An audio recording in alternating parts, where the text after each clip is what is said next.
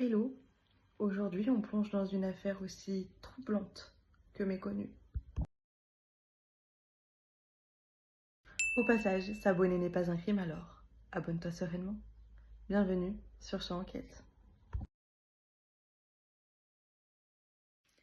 Un homme sans histoire, en apparence, mais derrière cette façade ordinaire se cache une affaire sombre, dérangeante et encore pleine de zones d'ombre. L'affaire se déroule en France, dans un cadre calme et ordinaire, loin des grandes affaires médiatisées. Tout bascule lorsqu'un événement suspect attire l'attention des autorités. Une enquête est ouverte et un nom revient rapidement. Dans un environnement où rien ne semblait anormal, cette affaire va semer le doute et l'incompréhension. Bienvenue dans l'affaire André Robigny.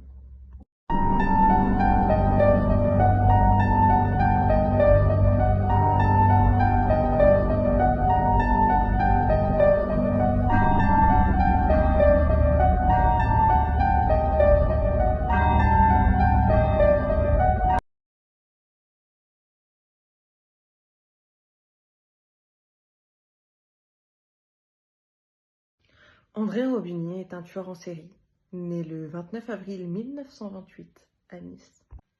Il est surnommé le tueur de vieilles dames, un nom qui reflète directement la nature de ses crimes.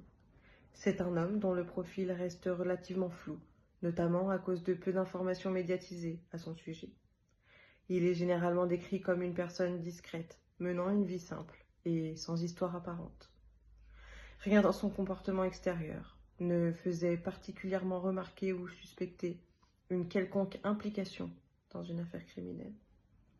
Il ne présentait pas de signes évidents de violence ou d'instabilité.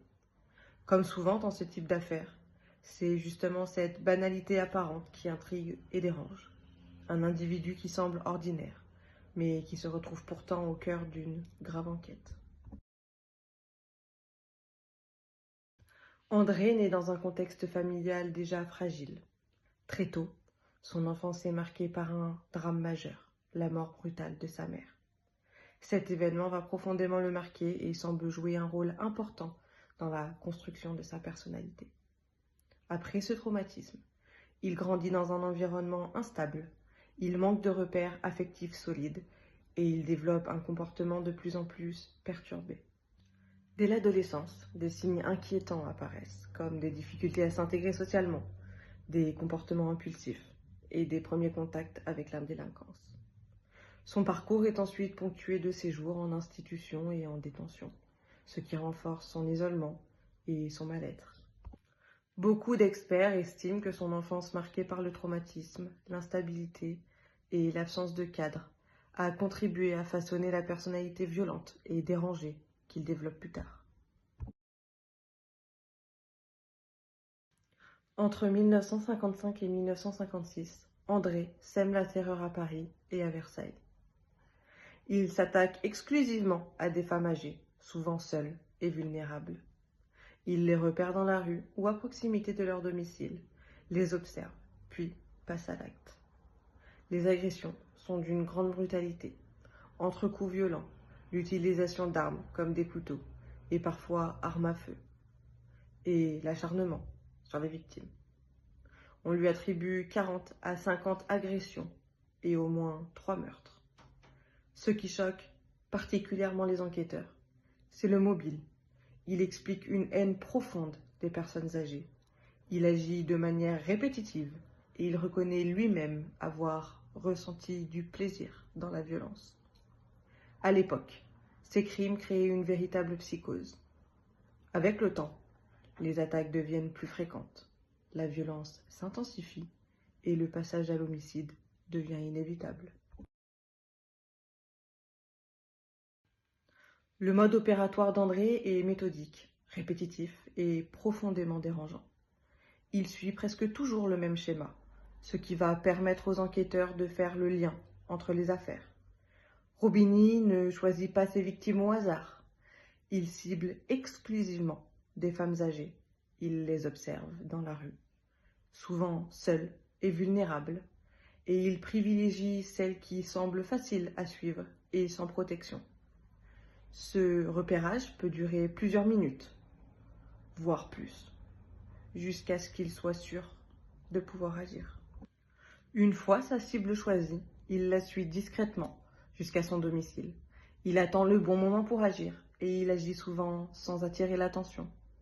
Il pénètre dans le logement de la victime, soit en la suivant directement, soit en profitant d'un moment d'inattention. L'objectif est d'isoler totalement la victime sans témoin. Une fois à l'intérieur, la violence est immédiate et brutale. Il attaque sans prévenir. Il utilise ses mains ou des armes et frappe avec acharnement. Il ne cherche pas à discuter ni à intimider. L'agression est directe, rapide et extrêmement violente. Ce qui rend son mode opératoire encore plus inquiétant, c'est qu'il agit de manière compulsive. Il reproduit les mêmes schémas encore et encore, et il exprime sa haine envers les personnes âgées. La violence n'est pas seulement un moyen, elle semble être un but en soi. Après l'agression, il quitte les lieux rapidement et ne cherche pas forcément à dissimuler parfaitement les traces.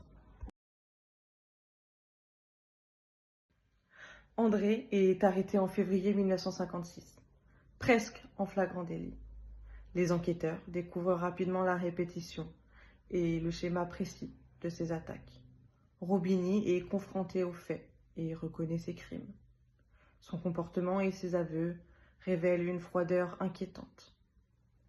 Il admet même avoir pris du plaisir à attaquer ses victimes. Son procès se déroule à Paris devant une cour d'assises. La gravité des crimes et les dimensions psychologiques du danger qu'il représente sont mises en avant.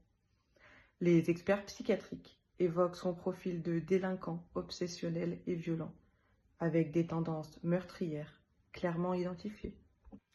Il est initialement condamné à mort, compte tenu de la brutalité de ses meurtres. Cependant, cette peine est commuée en réclusion criminelle à perpétuité. Il passera de nombreuses années en prison sous surveillance stricte. Il sera relativement discret après sa détention. Il décède en 2001, loin de l'attention médiatique. Cette affaire illustre à quel point le danger peut se cacher derrière une apparence banale. Un homme discret, apparemment sans histoire, qui a semé la terreur parmi les personnes les plus vulnérables. Sa méthodologie répétitive, sa violence gratuite et sa haine font de lui un criminel hors norme, difficile à comprendre, mais terriblement marquant. Même si l'affaire reste moins médiatisée que d'autres, elle rappelle que la banalité apparente d'un individu peut cacher des pulsions meurtrières et que la vigilance reste essentielle.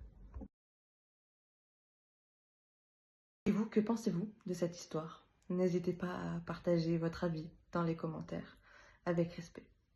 Merci d'avoir regardé cette vidéo jusqu'au bout. Rejoignez la team Petit Enquêteur Passionné en vous abonnant. À bientôt!